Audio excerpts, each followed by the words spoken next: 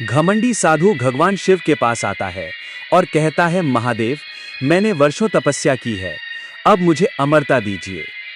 शिव मुस्कुराते हैं, वत्स, अमरता तप से नहीं, त्याग से मिलती है। पर साधु नहीं मानता, वो खुद को सबसे महान समझता है। तभी महादेव त्रिशूल भूमि में गाड़ते हैं और अग्नि की ज्वालाएं फूट पड़ती हैं। अब देखना है कि ये साधु अमर होगा या उसका अहंकार भस्म में बदल जाएगा। हिमालय की गहराई में बर्फ से ढकी एक शांत गुफा में भगवान शंकर ध्यान में लीन थे। चारों ओर सन्नाटा था, बस गंगा की कलकल ध्वनि और डमरू की मंद गूंज। उनकी आंखें बंद थीं, पर उनकी शक्ति पूरे ब्रह्मांड में फैल रही थी। तभी एक दिन एक युवा साधु वहां पहुंचा। उसके चेहरे पर घमंड झलक रहा था।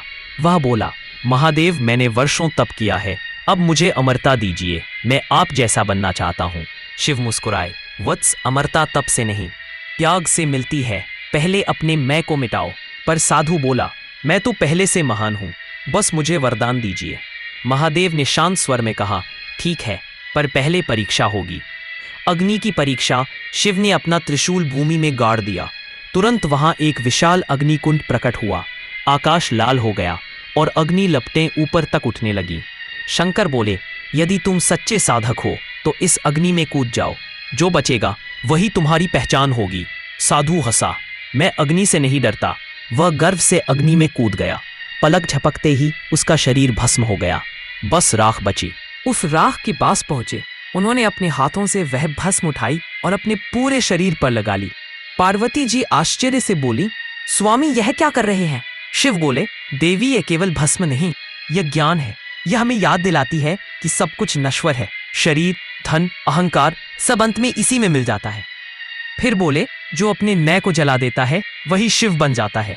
अमरता शरीर की नहीं, त्याग की होती है। आकाश में देवताओं की आवाज गूंज उठी, हर हर महादेव।